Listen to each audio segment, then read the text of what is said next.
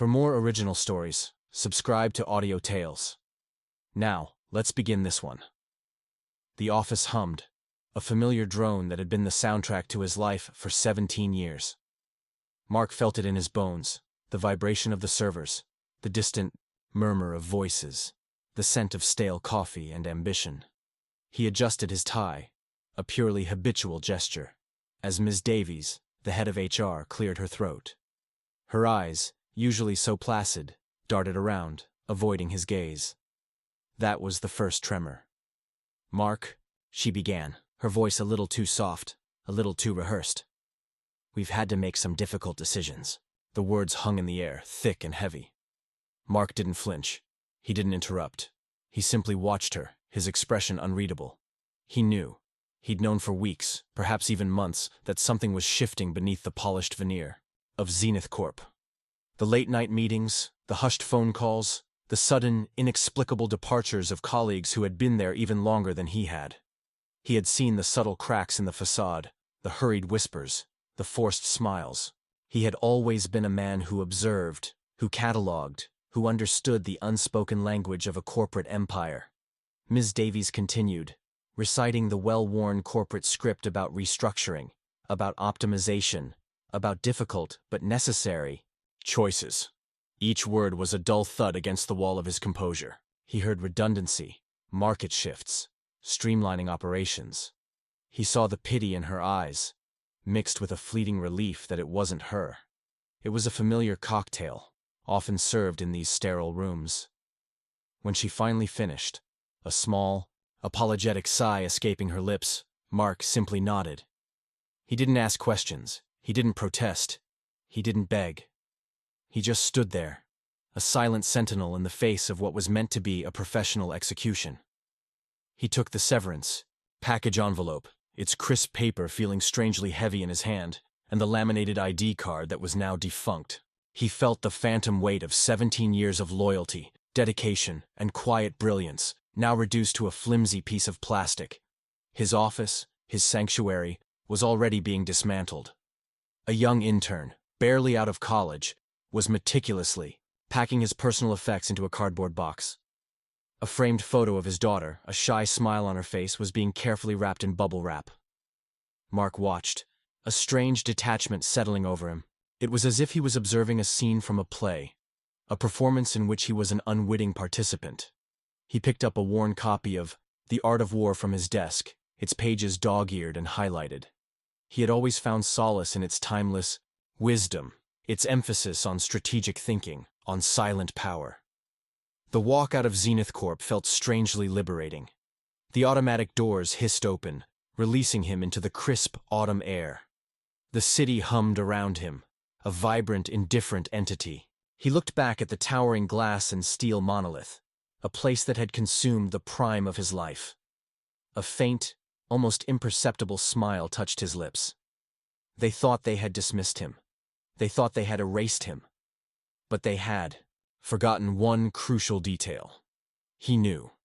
He knew every line of code, every whispered agreement, every dirty secret buried deep within the company's intricate network. He had built parts of that network, debugged its glitches, and guarded its vulnerabilities. He was the ghost in the machine, and now he was free to haunt it. Mark's apartment, a quiet refuge overlooking the city, felt different now. It was no longer just a place to rest between long workdays. It was a command center, a strategic base. He lived alone, his daughter, Emily, having moved across the country for university. His wife had passed away years ago, leaving him with a quiet solitude that he had come to embrace. His life had been his work, and now that was gone. But in its absence, a new purpose began to solidify, clear and precise. He was a creature of habit, a man of routine. He woke at the same time, brewed the same dark coffee, and meticulously organized his day. But now, his routine had a new rhythm, a new focus. He spent hours at his old, clunky computer, a relic from his early days at Zenith. It was untraceable, a ghost in the digital ether. He started with the basics, re-establishing old, dormant connections. He reached out to former colleagues who had been restructured before him, subtly probing, listening more than talking.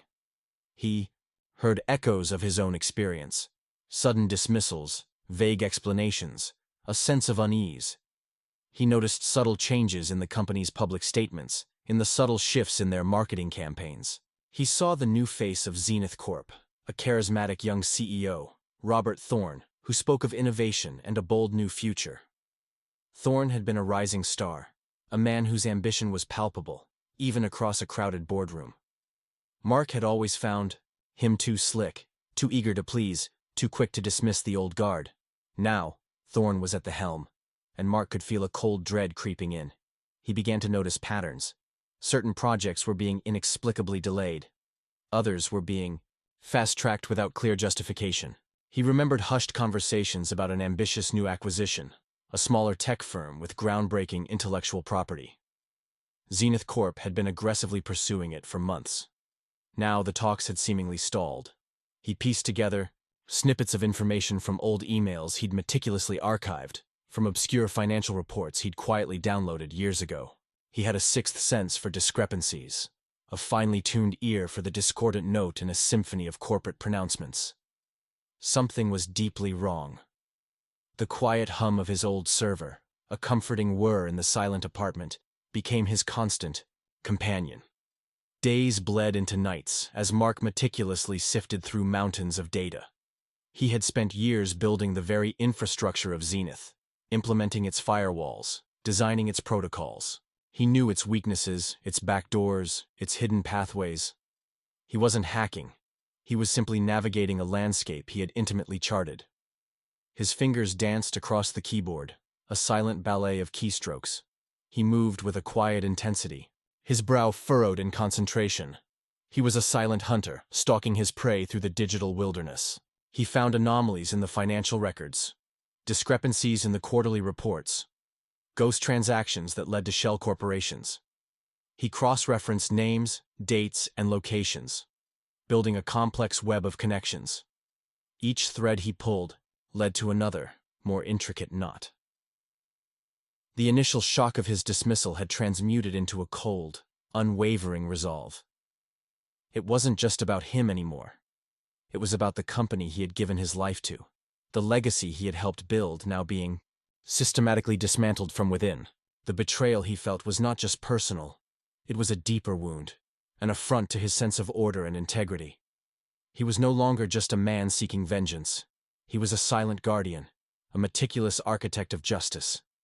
He discovered a pattern of unusual stock trades, always executed just before a major announcement that would send Zenith's stock soaring. The names associated with these trades were not directly linked to Thorne, but to a network of his associates, his inner circle. Mark could see the elegant, almost invisible hand of manipulation at play. It was a sophisticated scheme, designed to be untraceable, leaving no direct fingerprints. But Mark knew how to read the faint impressions left behind. He remembered a cryptic conversation he'd overheard months ago, a hushed exchange between Thorne and the head of the company's legal department. Something about leveraging assets and mitigating risks. At the time, it had seemed innocuous. Now it resonated with a sinister undertone. He realized the dismissal of long-term employees wasn't just about cost-cutting. It was about silencing those who knew too much, those who might ask inconvenient questions. He was a loose end, and they had tried to snip him off. But they had underestimated him. They had underestimated his patience, his tenacity, and his profound understanding of their own intricate creation. The chill in the air intensified as autumn gave way to winter. Mark barely noticed the changing seasons outside his window. His world had shrunk to the glowing screen of his computer, the faint scent of ozone in the air, and the relentless pursuit of truth. He ate sparingly, slept little, fueled by black coffee and an unwavering determination. He wasn't fueled by anger, not anymore. He was fueled by a quiet, burning desire for restoration, for balance. He began to document everything. Screenshots, encrypted files, meticulously organized folders. He built a fortress of evidence, each piece a carefully selected brick in the wall he was constructing around them. He was not going to expose them in a public spectacle. He was going to dismantle them, piece by agonizing piece, from the inside out, using their own tools against them. The first subtle shift in the corporate landscape came months later. Zenith Corp, under Thorne's direction, announced the acquisition of a new cutting-edge AI firm. The news was met with fanfare, lauded as a visionary move. But Mark knew the truth. The AI firm wasn't a true acquisition.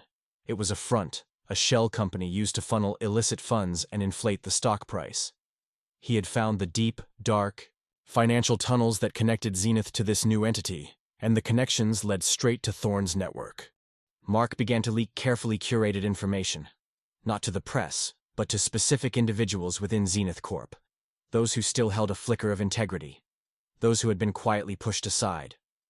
He sent anonymous emails, cryptic messages, seemingly innocuous data points that, when viewed through a certain lens, revealed the underlying rot.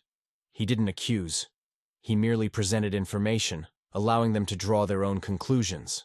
He was a whisper in the wind, a shadow in the periphery, his presence felt but never seen. He started with the head of internal audit, a meticulous woman named Sarah, who had always prided herself on her ethical standards. He sent her an anonymous tip about a minor accounting discrepancy, something small enough to be dismissed as an error, but significant enough to trigger a deeper investigation if one knew where to look. He knew Sarah would look. He had always admired her quiet persistence, her unwavering commitment to the truth. He observed the ripple effect. Sarah, in her diligent way, began to pull at the thread. She discovered more discrepancies, more unusual transactions. Thorne, confident in his untouchable position, dismissed her concerns as minor hiccups, bureaucratic red tape. But Sarah, fueled by a growing unease, pressed on. The tension within Zenith Corp began to escalate. The veneer of corporate calm started to crack. Mark watched from a distance, a silent puppeteer pulling invisible strings. He saw the subtle shifts in Thorne's demeanor, the slight tremor in his voice during public addresses, the increasingly strained smile. Thorne was starting to feel the pressure, a creeping sense of unease that he couldn't quite identify. The air within the company grew thick with suspicion. Meetings became more guarded, emails more cryptic. Mark then escalated his silent campaign. He sent an anonymous package to a disgruntled board member, a man known for his deep-seated loyalty, to the original founders of Zenith Corp. Inside, there were no accusations, no inflammatory statements, just a flash drive containing a carefully selected collection of files, internal memos, encrypted chat logs, and a subtle timeline of Thorne's suspicious activities, all presented as if they were random, unrelated incidents. The board member, a man of meticulous habits, would connect the dots. Mark knew he would. He continued to operate from the shadows, his digital footprint untraceable, his motives unknown. He never sought credit, never revealed his identity. His satisfaction came from the quiet unfolding of his plan, the steady erosion of Thorne's power, the slow, inevitable collapse of the empire built on deceit. The news of the internal investigation at Zenith Corp hit the financial markets like a sudden, unexpected storm. The stock price, which had been steadily climbing, plummeted. Thorne's carefully constructed facade began to crumble. He held emergency meetings, issued defiant statements, tried to project an image of unwavering control. But the cracks were too deep, the rot too pervasive. Mark watched the news reports, a faint, almost imperceptible smile touching his lips. He saw Thorne on television, his face drawn, his eyes betraying a hint of panic. The confident swagger was gone, replaced by a desperate, almost pathetic plea for understanding. The silence of Mark's actions was deafening, a stark contrast to Thorne's increasingly frantic attempts to regain control. The whispers within Zenith Corp grew louder, turning into open accusations.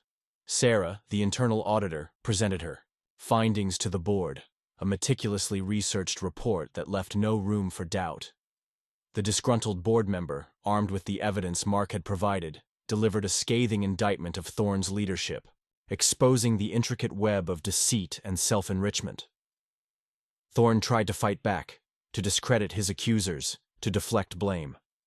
But Mark had anticipated his every move. For every counter-argument Thorne put forth, Mark had already laid a silent trap, a piece of irrefutable evidence that would negate his claims. He was a master chess player, always several moves ahead, anticipating every possible permutation. The climax of Thorne's downfall was not a dramatic confrontation, but a slow, agonizing unraveling. He was forced to resign, not with a bang, but with a whimper. The official statement from Zenith Corp cited personal reasons and a desire to pursue other opportunities. But everyone knew the truth. Thorne had fallen victim to his own machinations, trapped in a web of his own making. Mark had simply tightened the threads, one by one, until the structure gave way. The company underwent a massive restructuring. The new leadership, composed of seasoned veterans and a few of the more ethical younger executives, began the arduous task of rebuilding trust. Sarah, the internal auditor, was promoted, her quiet diligence finally recognized. The company, battered, but not broken, slowly began to heal. Months later, Mark sat on his balcony, the city lights twinkling below like scattered diamonds. A cool breeze carried the scent of rain, a cleansing aroma. He held a steaming mug of tea, its warmth seeping into his hands. He was no longer employed, but he was free. He was no longer a victim, but a silent architect of justice. The revenge wasn't a sudden explosion of triumph, but a quiet, enduring satisfaction. It wasn't about public humiliation or a grand display of power. It was about balance, about restoring order, about correcting a profound injustice. He hadn't sought to destroy, but to restore.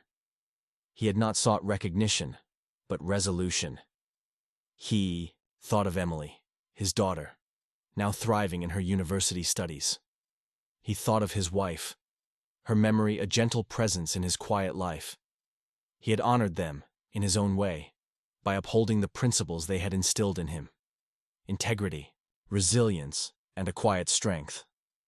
The bitter taste of his dismissal had faded, replaced by a bittersweet sense of accomplishment. He had navigated the labyrinth of corporate deceit, not with rage, but with cold calculation, with strategic silence. He had shown them that true power lay not in brute force, but in meticulous preparation, in unwavering patience, in the ability to understand the unseen currents that govern the world. He closed his eyes, taking a deep breath. The journey had been long, arduous, and intensely solitary, but he had emerged from the shadows, not unscathed, but undeniably whole. He had found his purpose in the quiet pursuit of justice, in the silent dismantling of a system built on greed and betrayal. And in that, he found a profound, enduring peace. The hum of the city, once a backdrop to his corporate life, now felt like a gentle lullaby, a testament to a battle quietly won. Share your thoughts in the comments below. Thanks for your time. If you enjoyed this story, please subscribe. It truly helps the channel. Click the video on screen and I'll see you there.